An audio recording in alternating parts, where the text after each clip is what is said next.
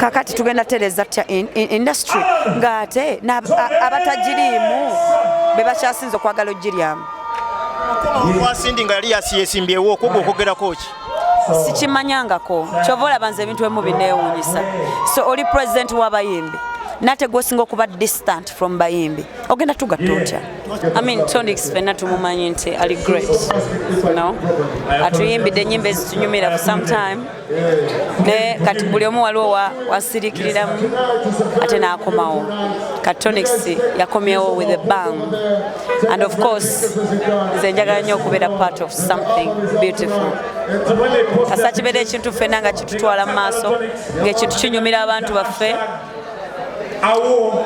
they just njagala better part of anything that is building our industry okugenda ki mu maaso so nawuliriza luno luyimba I went recorded it we were in studio together ne Tonix nga mwali nenduuliza nga luyimba lungi you're going to enjoy it I'm praying lwe lugenda okusinga I'm praying ngenda kuba selfish buli omu yeeyagaliza njagala lwe luba lusinga ku album I'm sorry Tonix olimba yakiwandiika oba bagikuwandiika no siwandiika mwena mukimanyi Tonix yagiwandiika part yange we had a writer that wrote the part so nze I execute abantu bemulabe bagamba nti ono artist nze ndi artist nyambala ekintu kyonna kye mba njagadde okwambala so sobola okwambala feelings zonna as an artist so I'm grateful for that yes I didn't write the song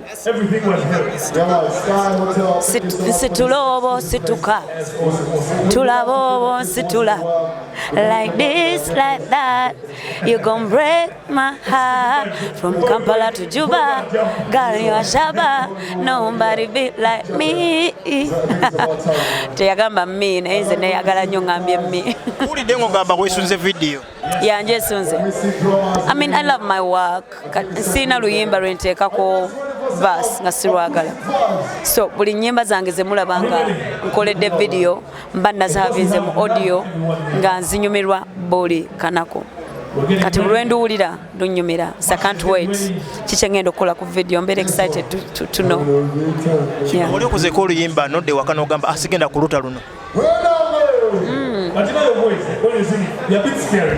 weziri naye tezaava mu studio tezaatawana navaamu ziriwo nga 2-3 edda mabegako tezaatawana navaamu zasigala mu busigazi but kasatu jjamu oluyimba ne tulujja mu studio nendujja mu studio nengende waka manager wange naluwuliza nange nenduwuliza back and forth wetuluteera tuba tukkiriziganyiza nti luyimba lulungi so weruba ndutadde sirwejjusa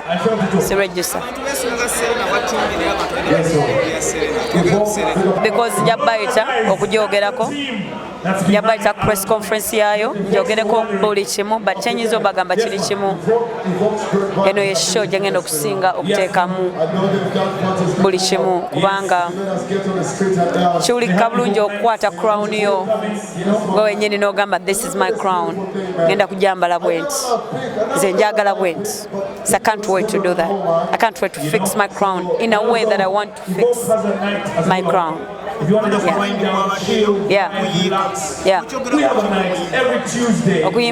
okulonda nabadde nange njagala kuyiika enze omuku eyabadde behind kuyiika nga nange ndi eyo ndi ku masimu ngamba mukayiwe because at the end of the day tetugenda tekuddamu bintu bye tubaddemu eno business of course mulimu abantu abadde bagimanyi emyaka n'emyaka naye ate waliwo abato abazze nabo abalina okubaako nekitukola kyetukola n'ekirala industry yo enaabeeranga yakugibwamu muntu atakola ate ye ng'omuyimbi tafuna paka ddi mutemukooye kuŋŋaanyiza bayimbi mbu leero yalwadde mumanyi lwaki mukyatukuŋŋaanyiza kubanga ate abalina okulya mu industry si ffe bagiryamu bantu balala bagikola ki kyobola we twagala ate okujja tugambe nedda tufune system ya business eri clear nga eri right nga fenna etuservinga right kabenze kabe buli omu buli muyimbi mu Uganda kabe omuto kabe omukulu kabe yasookawo kabenze yakajja kabenze yazzejjo kanze fenna nga tuli supported nga fenna tulina system eno yemu ku business ezisinga okuleta sente mu Uganda kubanga ku concert yange abamafuta bakola aba transport bakola aba taxi bakola ki conductor akola driver n'akola, abasoda ne bakola, aba beverage ne bakola, aba beer ne bakola ki, abamu lwakuba kati eyange ya mwami Keti tayagala mwenge naye ku ndala aba beer ne bakola ki. So companies nyingi nnyo n'abantu bangi nnyo abalya ku ki, ku muyimbi. Omuyimbi ye anaalya ddi ku muyimbi. Tuve ku buno obusente obusasula renti, obukola ki, obuguze w'ensula, naye sente ezigenda okubeerawo zirabire ne bazzukulu bange. Kubanga kwokukola tukola. Naye twetaaga system tutangira abaagala okujjamu obujja. Twetaaga system nga business yonna terina administration ejiddukanya. Kati eno business nene lwaki terina system? Kyobola n'akalulu twagambe katukayiwe ate gwe ngamba otya nti gwe bw'olonda buyitamu obwa ssaawa bw'alonda netiwaaka mbi. Tetuli basiru. Olonze naawe? Yes, of course. Of course, eh? Olonze ne biyitamu oba byaganye? Byaganye. Batutuuze bagambe kati bannanga akalulu akatuufu keetaaga zino sente. Tumanye ki kye twetaaga okufuna akalulu akalaali tukikole. Bwe kiba kyetaaga kukola kivulu tukuŋŋaanye sente tukikole. Okukola kwa intaneti okkirizaganya nakwo oba okuwakanya? Tekwetaagisa kubanga bahakazi bonna babeera okwo. Internet si yalaali, mulimu abagikozesa obulala, waliwo ffe abaagala okuba alaali, waliwo abalala basobola ogiyingira ne bagikozesa obwongo bwabwe kye bakola ki.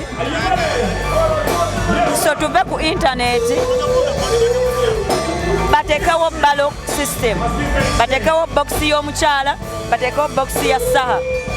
Nze awagira ssaaha nyimirire teekeyo akalulu ewaani bamale batuule nga buli omu atudde awo ku kamera tubaale ki.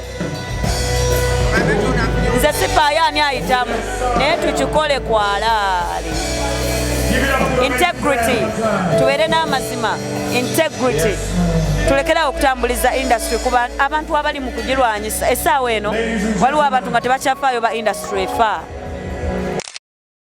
Okola ki okulya kakati tugenda tereza tya industry ng'ate abatagiriimu be bakyasinza okwagala ogiryamu. Wasindi nga yali yasimbyewo okwo okwogerako ki? Sikimanyangako kyova olaba nze ebintu emu bineewuunyisa. So oli president w'abayimbi nate gwosinga okuba distant from bayimbi ogenda tugatta otya?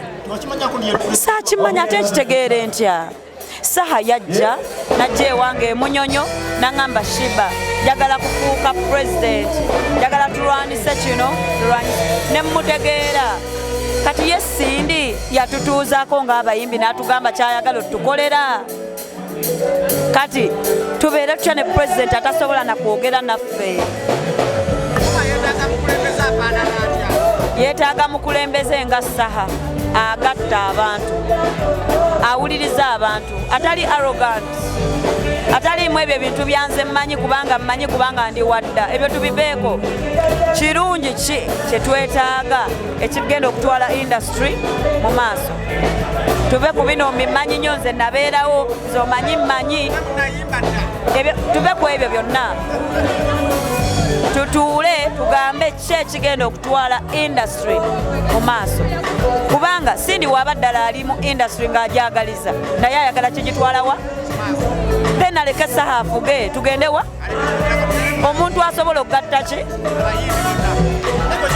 Ekyakugana okujja okwegwanyiza ekifo kyonna kyonna. Nze saagala bintu bya bufuzi, buli omu akimanyi, era lwaki bino mbirimu binkwatako bya buyimbi. Nze saagala kufuga. Nze ndi natural born leader naye ate si mu politics. Nze njagala leadinga mu bintu birala nnyo, mu kukulaakulanya abakyala, kukulaakulanya abavubuka, saagala kuleadinga mu politics. Naye ate eno industry yange nange ntaddemu ssente emyaka mingi, so njagala ekulaakulane. Kulikaani yani agamba yakula naawe kawempe Lord Bitem. Nyina ne bakazi ne 10, but anyway ekyo si y'ensonga. Olaba simumanyi agenda kunfuga atya. Omuntu alina okutufuga alina okuba nga ffenna atumanyi, nga ffenna asobola otukwasaganya ate nga naye omulamwa gwe guli gumu kutwala music industry mu maaso. Okumaliriza, mukwano gwo Spice agamba atya? Omuyimbi munnange Spice ali bulungi, kiwa ali bulungi, oyagala ki? Kale weebale kubuuza.